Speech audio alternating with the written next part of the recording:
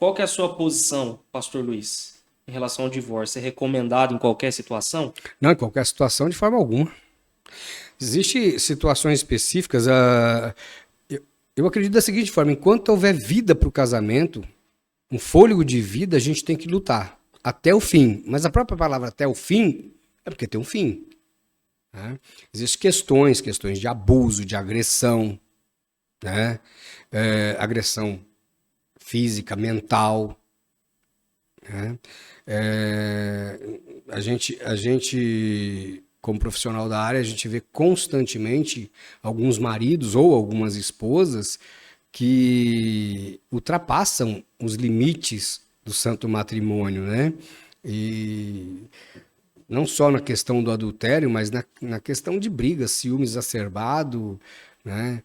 E algumas pressões psicológicas que eu vejo algumas pessoas aferindo a outra, que levam o casamento a uma insustentabilidade. Ele fica insustentável, né? Perde-se o respeito, perde-se a dignidade, perde-se tudo. Então, não, o casamento ele tem que ser cuidado, a gente tem mecanismos e ferramentas para ajudar os irmãos que estão passando por dificuldade, lutamos até as últimas consequências, mas desde que as últimas consequências não coloquem nenhum dos dois em risco de vida, ou em risco de sofrer algum trauma ou de agressão. Né? Então, não sou favorável a essa história de manter o casamento a qualquer preço. É porque cada casamento. Cada história é uma história, caso é caso, né? Então não é assim, irmão. Você vai Não, trocar de não. casamento igual você troca de A gente roupa. tem Não é algumas assim. histórias na Bíblia aí que nos dão um bom respaldo sobre isso. Sim. Né? E outra coisa, né? Alguns irmãos falam, não, mas tem que submeter, a mulher tem que ser submissa ao homem, mas o texto diz, no Senhor. Efésios 5.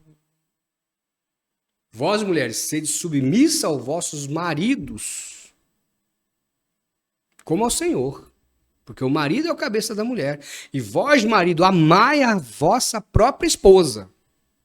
Assim como Cristo Amou a igreja, entregou a fez sua vida por ela.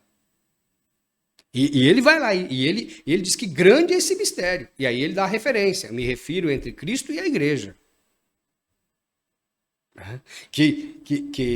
Que dá o segmento, Efésios, vai até os extremos. Por quê?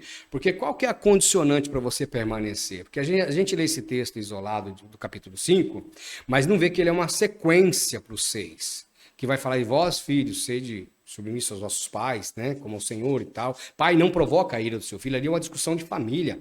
Sim. Porque a grande maioria dos relacionamentos, eles entram em crise pelas questões familiares. Sim.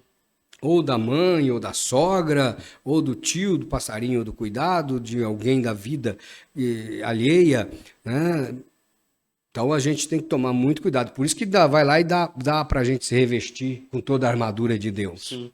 Entrando nessa questão de família, quer dizer, permanecendo nessa questão de família, o irmão fez a pergunta: é considerado rebeldia se a esposa proíbe o marido de ir à igreja e ele vai mesmo assim?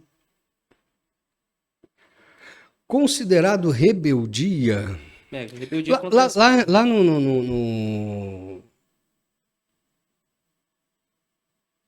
meu tempo de infância, eu assisti muito isso. Né? Dentro do meu núcleo de relacionamento, homens que mesmo à distância não tinham WhatsApp, não tinha Face, não tinha FaceTime, não tinha Facebook, não tinha Instagram, não tinha videochamada, o telefone você tinha que ligar para telefonista. Já naquela época existia um controle, né? E esse controle, ele vai evoluindo. E aí eu vejo hoje, em pleno século XXI, pessoas proibindo a outra de ir na igreja ou em outros lugares. Né? Nenhum relacionamento fica saudável, sustentável dessa forma. Né? Rebeldia, a palavra de Deus diz, sede submissa no Senhor, como ao Senhor. Ao homem, ele é o cabeça da casa, se ele é um cristão. Ah, mas se a mulher dele não entende, O marido santifica a esposa. Agora, qual é o acordo do casal? Precisa conversar, né? Conversar, eles têm que ter um acordo. Que acordo eles fizeram antes de contrair o matrimônio? Ambos estão cumprindo o acordo que foi firmado? Porque vamos partir para o extremo. Eu te proíbo de ir à igreja, mas não te proíbo de ir no barzinho. Eu te proíbo de ir na igreja, mas não te proíbo de ir na balada. Eu te proíbo de ir na igreja, mas eu não te proíbo de ir para um paraíso da vida. Jardim Paraíso. É esse? Pode ser. É. Pode ser. Não, mas vamos fazer o seguinte.